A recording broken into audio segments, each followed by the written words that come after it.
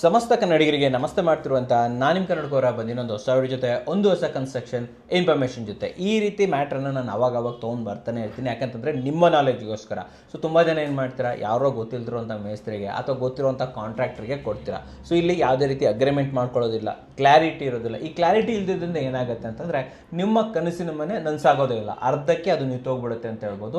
ಇದು ಪ್ರತಿಯೊಂದು ಕಡೆಯೂ ನಡೀತಾ ಇದೆ. ನನ್ನ ವಿಡಿಯೋ ನೋಡ್ತಾ ಇರ್ತಾ ತುಂಬ ಜನ ಅನುಭವಿಸಿ ಕೂಡ ಇರ್ತೀರಾ. ಸೊ ಇವೆಲ್ಲ ಆಗಬಾರ್ದು ಅಂತಂತಂದರೆ ಫ್ರಾಡ್ ಏನೇನು ಆಗ್ತಾ ಇದೆ, ಕನ್ಸ್ಟ್ರಕ್ಷನಲ್ಲಿ ಏನೇನು ಫ್ರಾಡ್ ನಡೀತಾ ಇದೆ ಪ್ರತಿಯೊಂದು ನಿಮ್ಮ ತಲೆಯಲ್ಲಿ ಇರಬೇಕು. ಒಬ್ಬರು ಏನಾದರೂ ಮೂವ್ ಮಾಡ್ತಾ ಇದ್ರೆ ಗುರು ಇದನ್ನೇ ಮಾಡ್ತಾ ಇದ್ದಾನೆ ಅನ್ನೋದು ನಿಮಗೆ ಗೊತ್ತಾಗಬೇಕು. ಅದಕ್ಕೋಸ್ಕರ ಒಂದೊಳ್ಳೆ ನಾಲೆಜ್ ತೊಗೊಂಡ್ಬರ್ತಾ ಇದ್ದೀನಿ. ಆ್ಯಂಡ್ ಇದಕ್ಕೆ ನಾವು ಥ್ಯಾಂಕ್ ಯು ಹೇಳಬೇಕಾಗಿರೋದು RCC ಅವರಿಗೆ. RCC ಅವರು ತಮ್ಮ ಕೆಲವೊಂದು ಟ್ರೇಡ್ ಸೀಕ್ರೆಟ್ಗಳಿರ್ತವೆ ಅದನ್ನು ಬಿಟ್ಕೊಟ್ಟು ಇದು ಹಿಂಗಿದೆ ಗುರು ಅಂತ ಕ್ಲಿಯರ್ ಆ್ಯಂಡ್ ಕಟ್ಟಾಗಿ ನಿಮಗೆ ತಿಳಿಸ್ಕೊಡ್ತಾ ಇದ್ದಾರೆ. ಸೊ ನಿಮಗೆ ಕ್ವಾಲಿಟಿ ಕನ್ಸ್ಟ್ರಕ್ಷನ್ ಬೇಕು ಅಂತಂದರೆ ಡೆಫಿನೆಟ್ಲಿ RCC ಅವ್ರನ್ನ ಕಾಂಟ್ಯಾಕ್ಟ್ ಮಾಡ್ಬೋದು. ಸೊ ಇದ್ರ ಬಗ್ಗೆ ಮಾಹಿತಿ ಕೊಡೋದಕ್ಕೆ ಹನುಮಂತ್ ಸರ್ ನಮ್ಮ ಜೊತೆ ಇದ್ದಾರೆ. ವೆಲ್ಕಮ್ ಅಣ್ಣ ಸರ್ನ. ಸರ್ ನಮಸ್ಕಾರ. ಸರ್ ನಮಸ್ತೆ ಸರ್. ಸರ್ ಇದರಲ್ಲಿ ಕೆಲವೊಂದು ಸೀಕ್ರೆಟ್ಗಳು ಇರ್ಬೋದು, ನೀವೆಲ್ಲ ಹಿಂಗೆ ಓಪನ್ ಅಪ್ ಆಗಿ ಯಾಕೆ ಹೇಳ್ತಾ ಇದ್ದೀರಾ? ನಿಮ್ಗೆ ಗೊತ್ತಿರೋರು ಯಾರಾದರೂ ಈ ಥರ ವರ್ಕ್ ಮಾಡ್ತಾ ಇರ್ಬೋದು ಅಂದರೆ ಮಾಡ್ತಾ ಇರ್ಬೋದು. ಆ್ಯಂಡ್ ನಾವು ಕೂಡ ಸಾಕಷ್ಟು ಇದರಲ್ಲಿ ನಾವೇನು ಇವತ್ತು ಡೀಟೇಲ್ ಮಾಡ್ಕೊಂಡಿದ್ದೀವಲ್ಲ ಅಲ್ಲಿ ನಾವು ಸಾಕಷ್ಟು ಮಿಸ್ಟೇಕ್ಸ್ ಎಲ್ಲ ಮಾಡ್ಕೊಂಡೆ ಆಮೇಲೆ ಕಲ್ತ್ಕೊಂಡಿರೋದು ಸರ್. ಬಟ್ ನಮ್ಮ ಮೈನ್ ಅಜೆಂಡಾ ಏನಂತಂತಂದರೆ ಇವಾಗ ಎಲ್ಲರಿಗೂ ಗೊತ್ತಾಗಲಿ ಇದು ಅಂತಂತ ಮ್ಯಾಟ್ರ್ ಗೊತ್ತಾಗಲಿ ಅಂತ. ಅಂದರೆ ಇವಾಗ ಎಷ್ಟೊಂದು ಜನಕ್ಕೆ ಕಟ್ಟಿದ್ದಾದ್ಮೇಲೆ ಬರುತ್ತೆ ಈ ಪ್ರಾಬ್ಲಮ್ಮು. ಸೊ ಇವಾಗ ನಾವು ಕಾಂಟ್ರಾಕ್ಟರ್ಸ್ ಅಂದಿದ ತಕ್ಷಣ ನಾವೆಲ್ಲನೂ ಮುಚ್ಚಿಡಬೇಕು ಅದು ಇದಂತೆಲ್ಲ ಏನಿಲ್ಲ ಸರ್. ಈಗ ಏನು ಯೂಶ್ವಲಿ ಇದೆಲ್ಲ ಯಾವಾಗ ನಾವು ಸೀಕ್ರೆಟ್ ಓಪನ್ನಾಗಿ ಮಾತಾಡೋಕ್ಕಾಗುತ್ತೆ ಅಂತಂತಂದರೆ ನಾವು ಯಾವಾಗ ಒಂದು ನಾಮಿನಲ್ ಪ್ರಾಫಿಟಲ್ಲಿ ಯಾವಾಗ ವರ್ಕ್ ಮಾಡ್ತೀವಲ್ಲ ಆವಾಗ ನಾವು ಆರಾಮಾಗಿ ಮಾತಾಡ್ಬೋದು ಸರ್. ಸೊ ಯಾವಾಗ ನಾವು 1 to double ಕಾಸ್ಟ್ ನಾವು ತೊಗೊತೀವಿ ಅಂತಂದಾಗ ಅವಾಗ ಮಾತ್ರ ನಾವು ಹೈಡ್ ಕನ್ಸ್ಟ್ರಕ್ಷನ್ ಮಾಡಬೇಕಾಗುತ್ತೆ. ಬಿಕಾಸ್ ಎಲ್ಲ ಮಾರ್ಕೆಟ್ಗೆ ಗೊತ್ತಿದೆ ಸರ್, ಯಾರು ಫ್ರೀಯಾಗಿ ಮಾಡಲ್ಲ ಅಂತಂತ ಹೇಳ್ಬಿಟ್ಟು ನಾನು ಒಂದು 10% 15% ಮಾರ್ಜಿನ್ ಇಟ್ಕೊಂಡೇ ಮಾಡ್ತೀನಿ ಅಂತಂತಂದರೆ ಅದಕ್ಕೆ ಮಾಡಿರಿ ಅಂತಂತ ಎಲ್ಲರೂ ಹೇಳ್ತಾರೆ.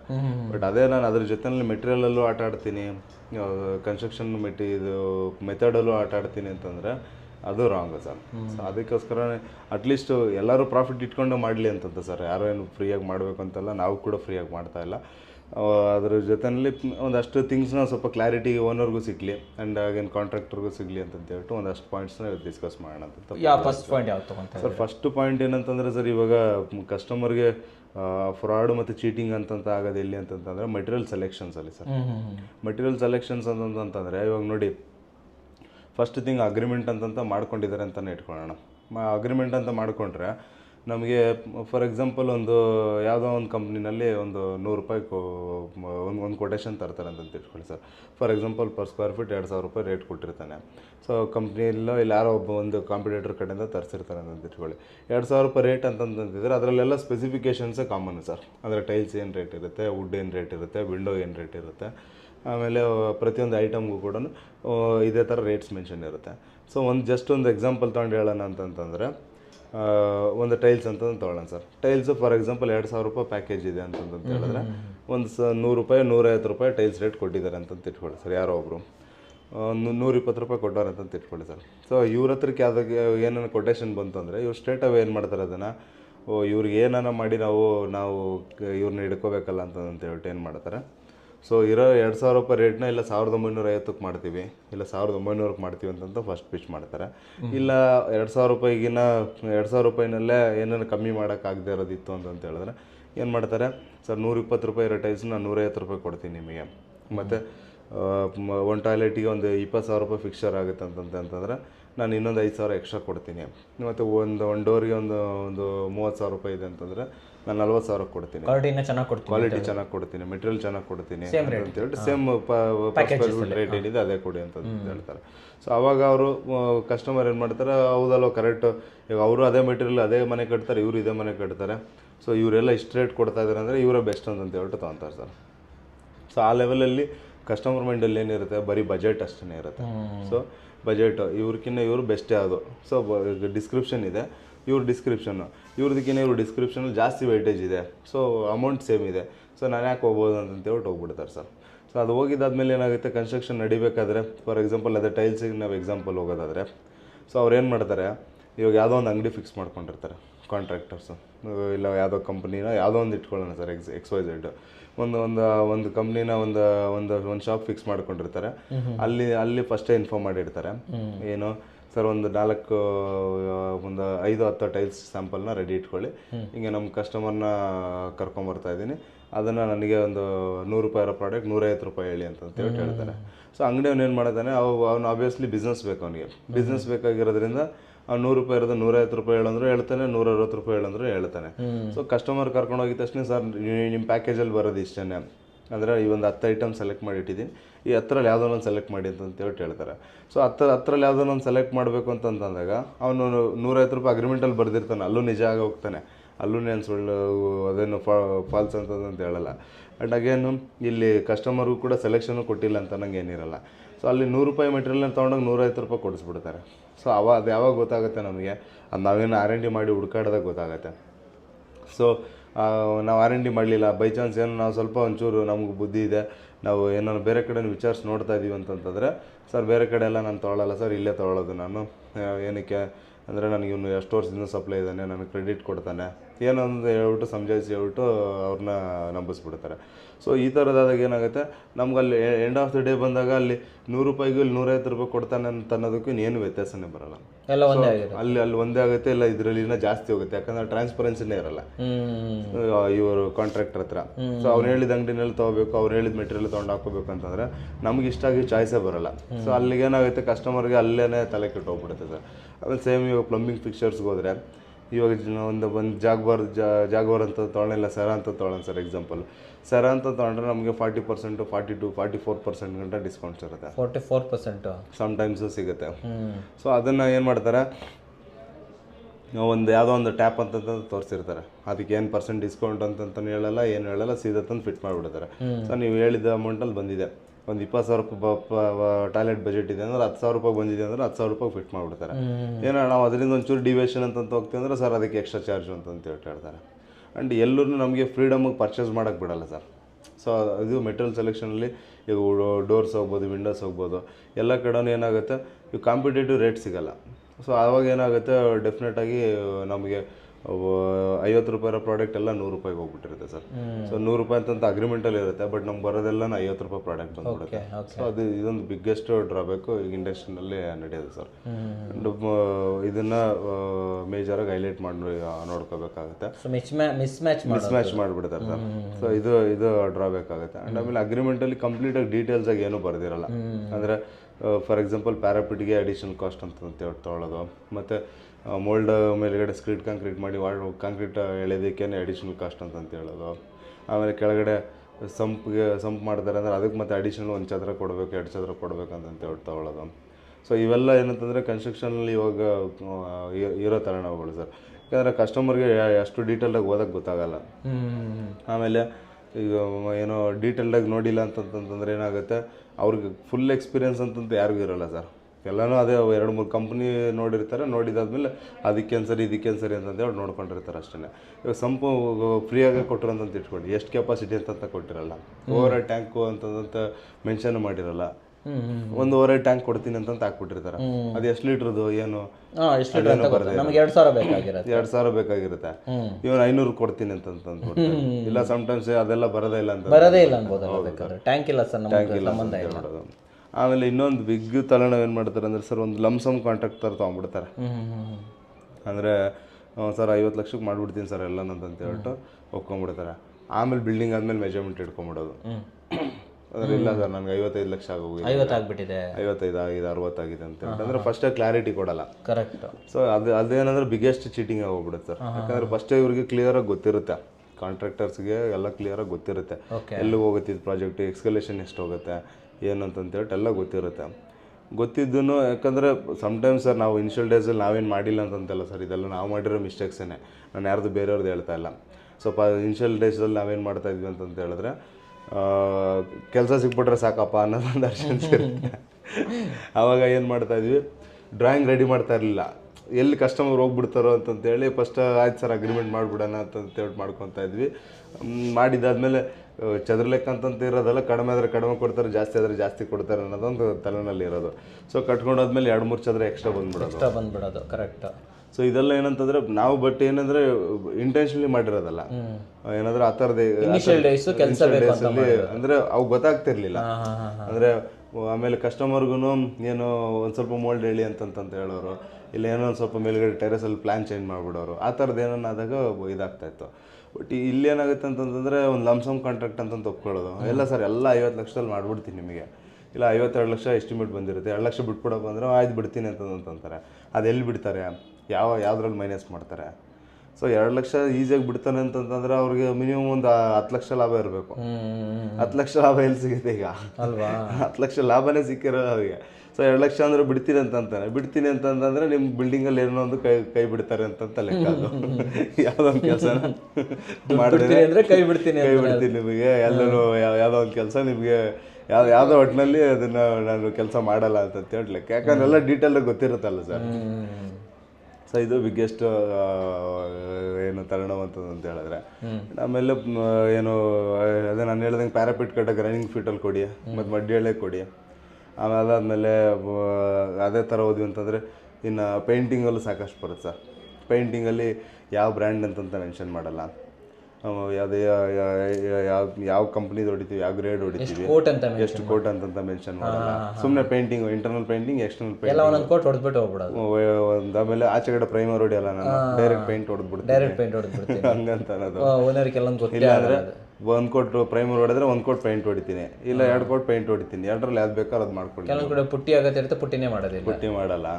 ಆಮೇಲೆ ಏನು ಈ ಥರದ್ದು ಏನಂತಂದರೆ ಗೊತ್ತಾಗ್ದಾರೆ ಇರೋಂಗೆ. ಆಮೇಲೆ ವಿತೌಟ್ ಸಮ್ಟೈಮ್ಸ್ ಏನು ಮಾಡ್ತಾರೆ ಕಸ್ಟಮರ್ಸ್ ಬಿಗ್ಗೆಸ್ಟ್ ತಲೆನೋವಲ್ಲಿ ಏನು ಸಿಗಾಕಂತಾರೆ ಅಂದರೆ ವಿತೌಟ್ ಅಗ್ರಿಮೆಂಟ್ ಹೋಗ್ಬಿಡ್ತಾರೆ. ಸೊ ವಿತೌಟ್ ಅಗ್ರಿಮೆಂಟ್ ಹೋದಾಗ ಏನಾಗುತ್ತೆ, ಎಲ್ಲ ಬಾಯಿ ಮಾತಲ್ಲಿ ಇರುತ್ತೆ, ಯಾವುದು ಡಾಕ್ಯುಮೆಂಟಲ್ಲಿ ಇರಲ್ಲ ಸರ್, ಎಲ್ಲೂ ಬರ್ದಿರಲ್ಲ ರೈಟಿಂಗಲ್ಲಿ ಹಿಂಗೆ ಮಾಡಬೇಕು, ಇದಿದೆ ಮಾಡ್ಬೇಕು ಅಂತೇಳಿ. ಸೊ ಅವಾಗ ಏನಾಗುತ್ತೆ, ಅದು ಡೆಫಿನೆಟಾಗಿ ಅದು ತಲೆನೋವು ಹೋಗ್ಬಿಡುತ್ತೆ. ಸೊ ಯಾಕಂದ್ರೆ ಯಾವಾಗಲೂ ಅಷ್ಟೇ ಕನ್ಸ್ಟ್ರಕ್ಷನ್ ಅಂದರೆ ಯಾವಾಗಲೂ ಅದು ಓನರ್ಗೂ ಕಾಂಟ್ರಾಕ್ಟರ್ಗೂ ಅದೊಂಥರ ಕಿತ್ತಾಡ್ಕೊಂಡು ಹೋಗ್ತಾನೆ ಇರುತ್ತೆ. ಯಾಕಂದರೆ ಯಾವಾಗಲೂ ಎಕ್ಸ್ಟ್ರಾ ಕೇಳ್ತಾ ಇರ್ತಾರೆ, ಇವ್ರು ಎಕ್ಸ್ಟ್ರಾ ಮಾಡೋಕ್ಕೆ ರೆಡಿ ಇರಲ್ಲ, ಡಾಕ್ಯುಮೆಂಟಲ್ಲಿ ಇರಲ್ಲ. ಸೊ ನಾನು ಎಷ್ಟು ಬಿಲ್ಡಿಂಗ್ ಮಾಡಿದ್ದೀನಿ ಅಷ್ಟು ಬಿಲ್ಡಿಂಗ್ ಮಾಡಿದ್ದೀನಿ ಅಂತ ಇವರು ವಾದ ಮಾಡ್ತಿರ್ತಾರೆ. ನನಗೆ ಅದೊಂದು ಸಣ್ಣ ಪುಟ್ಟದ ಎಕ್ಸ್ಕಲೇಷನ್ ಕೊಟ್ಟರೆ ನಿಮಗೆ ಏನು ತಲೆನೋವು ಏನಾಗುತ್ತೆ ಅಂತ ಹೇಳ್ಬಿಟ್ಟು ಅದನ್ನು ಅವ್ರು ಮಾತಾಡ್ತಿರ್ತಾರೆ. ಆ್ಯಂಡ್ ಲಮ್ಸಮ್ ಕಾಂಟ್ರಾಕ್ಟ್ ಅಂತ ಒಪ್ಕೊಂಡಾಗ ಏನು ಮಿಸ್ಟೇಕ್ ಏನು ನೋಡ್ತಾರೆ ಅಂದರೆ ಸರ್, ಒಂದು ಸಾಯಿಲ್ ಟೆಸ್ಟ್ ಮಾಡಲ್ಲ, ಎಸ್ ಬಿ ಸಿ ಮಾಡಲ್ಲ. ಎಸ್ ಬಿ ಸಿ ಮಾಡ್ದೇ ಏನು ಮಾಡಿಬಿಡ್ತಾರೆ, ನಮಗೆ ಡೆಪ್ತ್ ಎಷ್ಟು ಹೋಗಬೇಕು ಮತ್ತು ಸ್ಟೀಲ್ ಡಿಸೈನ್ ಏನಾಗಬೇಕು, ಸೊ ಅದು ಯಾವುದೂ ಮಾಡಲ್ಲ. ಸೊ ಅಲ್ಲ 50 ಲಕ್ಷದಲ್ಲಿ ನನ್ನ ಟಾರ್ಗೆಟನ್ನು 45 ಲಕ್ಷದಲ್ಲಿ ಮುಗಿಸ್ಬಿಡ್ಬೇಕು, ನನಗೆ 5 ಲಕ್ಷ ಲಾಭ ಉಳಿಬೇಕು ಅನ್ನೋದೇ ನಮ್ಮ ಮೈಂಡಲ್ಲಿರುತ್ತೆ. ಸೊ ಫುಟಿಂಗ್ ಎಲ್ಲ ಚಿಕ್ಕದು ಹೊಡಿಯೋದು, ಆಮೇಲೆ ಸ್ಟೀಲ್ ಕಡಿಮೆ ಹಾಕೋದು. ಸ್ಟೀಲ್ ಅಂತಂತ ಹೋದರೆ ಸರ್ ಇವಾಗ ನೋಡಿ ವಿತೌಟ್ ಸ್ಟೀಲ್ ಡೀಟೇಲ್ ಮಾಡಿಬಿಡೋದು. ಅಂದರೆ ಎಲ್ಲ ತಮ್ಮರು ನನಗೆಲ್ಲ ಗೊತ್ತಿದೆ, ನಾನೊಂದು 23 ಪ್ರಾಜೆಕ್ಟ್ ಮಾಡಿದ್ದೀನಿ, ನನಗೆ ಎಲ್ಲ ಗೊತ್ತಿದೆ, ನಾನು ಎಷ್ಟು ಬಿಲ್ಡಿಂಗ್ ಮಾಡಿದ್ದೀನಿ ಅಂತಂತ ಹೇಳ್ಬಿಡ್ತಾರೆ. ಸೊ ಒಂದೇ ಒಂದು ಸರ್ ಇವಾಗ ಒಂದು ಮೋಲ್ಡ್ ಕಟ್ತಾ ಇದ್ದಾರೆ ಅಂತಂತ ಇಟ್ಕೊಳ್ಳಿ, ಒಂದು ಮೋಲ್ಡ್ ಕಟ್ಟಬೇಕಾದ್ರೆ 6 ಇಂಚು ಸ್ಪೇಸಿಂಗ್ ಬದಲಾಗಿ ಒಂದು 6.5 ಇಂಚ್ ಮಾಡ್ದೆ ಅಂತಂತ ಇಟ್ಕೊಳ್ಳಿ, ಕಣ್ಣಳ್ತನಲ್ಲಿ ಓನರ್ಗೆ ಗೊತ್ತಾಗೋದೇ ಇಲ್ಲ. ಸೊ ಅರ್ಧ ಇಂಚಲ್ಲಿ ಏನು ವೇರಿಯೇಷನ್ ಆಗುತ್ತೆ ಸರ್, ಇಲ್ಲಿರೋದು ಒಂದು ಚೂರಿಂಗ್ ಜರುಗಿರುತ್ತೆ. ಹಂಗೆ ಮಾಡೋದಂದ್ರೆ 2 ಸೈಡ್ ಲೆಕ್ಕ ಹಾಕಿದ್ರೆ 2 ಬಂಡ್ಲ್ ಸ್ಟೀಲ್ ಉಳಿದೋಯ್ತು, 2 ಬಂಡ್ಲ್ ಸ್ಟೀಲ್ ಉಳಿದೋಯ್ತು. ಒಂದು 5-10 ಸಾವಿರ ರೂಪಾಯಿ ಉಳಿಸ್ಬಿಟ್ಟು ಅಲ್ಲಿ ಒಂದು ಮೋಲ್ಡಲ್ಲಿ ಓನರ್ಗೆ ಏನು ಗೊತ್ತಾಗುತ್ತೆ ಸರ್. ಸೊ ಅವತ್ತೆಲ್ಲ ನಿಂತ್ಕೊಂಡು ಕಾಂಕ್ರೀಟ್ ಹಾಕ್ಸಿದ್ದಾನೆ ಅಂತ ಅನ್ನಂಗೆ ಇರುತ್ತೆ. ಆಮೇಲೆ ಸಿಮೆಂಟ್ ತಗೊಳ್ಳಿ, ಯಾವ ಗ್ರೇಡ್ ಕ್ಯಾಶ್ ಮಾಡ್ತಾ ಇದ್ದಾನೆ, ಏನು ಇರೋಲ್ಲ, ಸುಮ್ಮನೆ ಏಕಾಕಿ ಏನೋ ಸೀದಾ ಕಾಂಕ್ರೀಟ್ ಮಾಡಿಸ್ತೀನಿ ಅಂತ ಹೇಳ್ಬಿಟ್ಟು ಇವಾಗ 30-40 ಸೈಟಿಗೆ 80 ಬ್ಯಾಗಲ್ಲೂ ಕ್ಯಾಶ್ ಮಾಡೋರಿದ್ದಾರೆ, 70 ಬ್ಯಾಗಲ್ಲೂ ಕ್ಯಾಶ್ ಮಾಡೋರಿದ್ದಾರೆ. ನಮ್ಮ ಸಪ್ಲೈಯರ್ಸು ಯಾವಾಗ ನಾವು ವೆಂಡರ್ ಮೀಟಿಂಗ್ ಅಂತಂತ ಮಾಡ್ತಾ ಇರ್ತೀವಿ. ಸೊ ಆವಾಗ ನಮಗೆ ಇದೆಲ್ಲ ಹೆಂಗೆ ಗೊತ್ತಾಗುತ್ತೆ ಅಂದರೆ ಅವ್ರ ಹತ್ರ ಡಿಸ್ಕಸ್ ಮಾಡ್ತಾ ಇರ್ತೀವಿ, ಏನೇನು ಆಗ್ತಾಯಿದೆ, ಏನೇನೋ ನಾವು ಇನ್ನೇನು ಇಂಪ್ರೂವ್ಮೆಂಟೇಷನ್ಸ್ ಮಾಡೋಣ ಅಂತ ಹೇಳ್ಬಿಟ್ಟು. ಸೊ 100 ಬ್ಯಾಗಲ್ಲಿ ಹಾಕೋದಿದ್ದಾರೆ, 120 ಬ್ಯಾಗೂ ಕ್ಯಾಶ್ ಮಾಡೋರಿದ್ದಾರೆ. ಸೊ ಇವಾಗ ಫಾರ್ ಎಕ್ಸಾಂಪಲ್ ಒಂದು M20 ಗ್ರೇಡ್ ಏನೋ ಮಾಡ್ತಾ ಇರ್ತೀವಿ, ಒಂದು 100 ಬ್ಯಾಗ್ ಸಿಮೆಂಟ್ ಹೋಗ್ಬೇಕಂತ ಇರುತ್ತೆ. ಸೊ ಓನರ್ ಬೆಳಗಿನ ಸಾಯಂಕಾಲವ್ರಿಗೆ ಅಲ್ಲೇ ಕುಂತಿರ್ತಾರೆ, ಓನರ್ಗೆ ಹೆಂಗೆ ಗೊತ್ತಾಗುತ್ತೆ ಅದೆಲ್ಲ ಯಾವ ಗ್ರೇಡ್ ಎಷ್ಟು ಹೋಗ್ಬೇಕಂತ ಹೇಳ್ಬಿಟ್ಟು. ಸೊ 80 ಬ್ಯಾಗಲ್ಲಿ ಮುಗಿಸ್ಬಿಟ್ಟು ಅಂದರೆ 20 ಬ್ಯಾಗ್ ಉಳಿದೋಯ್ತು. ಸೊ 20 ಬ್ಯಾಗ್ ಅಂದರೆ ಆಲ್ಮೋಸ್ಟ್ ಒಂದು 8,000 ರೂಪಾಯಿ ಉಳಿದೋಯ್ತು ಸರ್. ಸೊ ಒಂದು ಸ್ಟೀಲು ಮತ್ತು ಸಿಮೆಂಟ್ ಎರಡರಲ್ಲಿ ಒಂಚೂರು ವೇರಿಯೇಷನ್ ಮಾಡಿದ್ರೆ 2 ದಿನ ಕೆಲಸ ಅವ್ರಿಗೆ 20,000 ರೂಪಾಯಿ ಉಳಿದೋಯ್ತು. ಸೊ ಇದು ಏನಕ್ಕೆ ಅಂದರೆ ಸರ್ ಅವ್ರಿಗೆ ಅಷ್ಟು ಧೈರ್ಯ ಹಾಕಿರುತ್ತೆ ಅಂದರೆ ಅದಾದಮೇಲೆ ವಾರಂಟಿ ಗ್ಯಾರಂಟೀಸ್ ಏನಿರಲ್ಲ. ಇವತ್ತು ಮುಗೀತಾ, ನೀನು ಗುರುಪ್ರವೇಶ ಮುಗೀತಾ, ನೀನ್ಯಾರೋ ನಾನ್ಯಾರೋ correct. So warranty, structural warranty ಕೊಡಬೇಕು, ಗ್ಯಾರಂಟಿ ಕೊಡಬೇಕು, ಹಂಗಂತ ಹಂಗೆ ಮಾಡಿದ ತಕ್ಷಣ ಏನು ಬಿದೋಗುತ್ತೆ ಅಂತಂತ ಏನಿಲ್ಲ ಸರ್. ಆಮೇಲೆ ನೋಡಿದ್ರೆ ಭಯ ಬಿದ್ದುಬಿಟ್ರೆ ಆಮೇಲೆ ಅದು ಏನಂದರೆ ಸ್ವಲ್ಪ ಸ್ಟ್ರಕ್ಚರ್ ವೈಸು ಸ್ವಲ್ಪ ಕ್ವಾಲಿಟಿ ಕಮ್ಮಿ ಆಗುತ್ತೆ. ಆ್ಯಂಡ್ ಏನಾಗುತ್ತೆ ಸ್ವಲ್ಪ ಒಂದು 80 ವರ್ಷ ಬರೋದು ಒಂದು ಸ್ವಲ್ಪ ಅರ್ಲಿನೇ ಸ್ವಲ್ಪ ಅದು 50 ವರ್ಷಕ್ಕೆಲ್ಲ ಸ್ವಲ್ಪ ವೀಕ್ ಆಗುತ್ತೆ ಸ್ಟ್ರಕ್ಚರ್. ಅಷ್ಟು ಬಿಟ್ಟರೆ ಇನ್ನೇನು ತಗೊಳ್ಳೋ ಅಂತಂತೇನು ಬರಲ್ಲ. ಬಟ್ ಆ್ಯಕ್ಚುಲಿ ನಾವು ದುಡ್ಡು ಅಂತ ಇರ್ತೀವಿ, ಇದೇ ಗ್ರೇಡ್ ಅಂತಂತ ಮಾಡ್ತಾ ಇರ್ತೀವಿ, ಇಷ್ಟೇ ಕೆಲಸ ಮಾಡ್ತೀವಿ ಅಂತ ಒಪ್ಕೊಂಡಿರ್ತೀವಿ, ಅದನ್ನು ಕ್ಲೀನಾಗಿ ಮಾಡಲ್ಲ. ಸೊ ಅದು ಡ್ರಾಬ್ಯಾಕ್ಗಳು ಬರುತ್ತೆ ಸರ್. ಇವಾಗ ನೆಕ್ಸ್ಟು ಬಾತ್ರೂಮಲ್ಲಿ ಅಂತಂತ ಹೋಗೋದಾದರೆ ಬಾತ್ರೂಮಲ್ಲಿ ಎಕ್ಸಾಕ್ಟಾಗಿ ಸ್ಪೆಸಿಫೈ ಮಾಡಲ್ಲ, ಎಷ್ಟು ಡೀಟೈಲ್ಸ್ ಹಾಕ್ತೀವಿ, ಏನು ಮಾಡ್ತೀವಿ, ಫುಲ್ ಹಾಕ್ತಾರೆ. ಇಲ್ಲ ಸಮ್ಟೈಮ್ಸ್ ಕಸ್ಟಮರ್ಗೆ ಫುಲ್ ಲೈಟ್ ಬೇಕಂತ ಇರುತ್ತೆ, ಅದನ್ನು ಇವರು ಬರೆಯಲ್ಲ, 7 ಫೀಟಿಗೆ ನಿಲ್ಲಿಸ್ಬಿಡ್ತಾರೆ. ಆಮೇಲೆ ಅದಕ್ಕೆ ಅಡಿಷನಲ್ ಚಾರ್ಜಸ್ ಅಂತ ಹೇಳ್ತಾರೆ. ಅಗ್ರಿಮೆಂಟಲ್ಲಿ ಕ್ಲೀನಾಗಿ ಬರೆದು ಬಿಡಬೇಕು. ಇವಾಗ ನಮ್ಮದ್ರಲ್ಲೆಲ್ಲ 7 ಫೀಟ್ ಅಂತ ಕ್ಲೀನಾಗಿ ಮೆನ್ಷನ್ ಮಾಡಿಟ್ಟಿರ್ತೀವಿ. ಯಾವುದೋ ಹೈಯರ್ ಆ್ಯಂಡ್ ಪ್ಯಾಕೇಜಸಲ್ಲಿ ಮಾತ್ರ ಫುಲ್ ಲೈಟ್ ಕೊಟ್ಟಿರ್ತೀವಿ. ಸೊ ಅದನ್ನು ಕ್ಲೀನಾಗಿ ಮೆನ್ಷನ್ ಮಾಡಿರಲ್ಲ. ಸೊ ಕಸ್ಟಮರ್ ಮೈಂಡಲ್ಲಿ ಏನಿರುತ್ತೆ, ಬಾತ್ರೂಮಲ್ಲಿ ಟೈಲ್ಸ್ ಅಂದರೆ ಫುಲ್ ಬರುತ್ತೆ ಅಂತಂತ ಅವ್ರ ಮೈಂಡಲ್ಲಿರುತ್ತೆ. ಅದಕ್ಕೊಂದು ಕಿತ್ತಾಟ ಸ್ಟಾರ್ಟ್ ಆಗ್ಬಿಡುತ್ತೆ. ಆಮೇಲೆ ಅದೇ ಬಾತ್ರೂಮಲ್ಲಿ ಇವಾಗ ಫಿಕ್ಚರ್ಸು ಅದು ಇದೆಲ್ಲನೂ ಓನರ್ ಸೆಲೆಕ್ಷನ್ಗೆ ಕರೆಯಲ್ಲ. ಯಾವುದೋ ಒಂದು ಮಿಕ್ಸ್ ಬ್ರ್ಯಾಂಡ್ಸ್ಗಳು ಹಾಕ್ಕೊಳ್ಳೋದು, ಅಂದರೆ ಒಂದು ಟ್ಯಾಪ್ಸ್ ಯಾವುದನ್ನ ಒಂದು ಆಲ್ಮೋಸ್ಟ್ ಒಂದೇ ಥರ ಟ್ಯಾಪ್ಸ್ ಸ್ವಲ್ಪ ಕಡಿಮೆಗೆ ಸಿಗುತ್ತೆ ಅಂದರೆ ಅದನ್ನು ತೊಗೊಳ್ಳೋದು. ಆಮೇಲೆ ಕಮೋಡ್ಗಳು ಯಾವುದನ್ನ ಕಡಿಮೆಗೆ ಸಿಗುತ್ತೆ ಅಂದ್ರೆ ಅದನ್ನು ತೊಗೊಳ್ಳೋದು. ಆ ಥರದ್ದೆಲ್ಲನೂ ಯಾವುದ್ಯಾವುದೋ ಬ್ರ್ಯಾಂಡ್ಗಳು ಮಿಕ್ಸ್ ಮಾಡೋದು.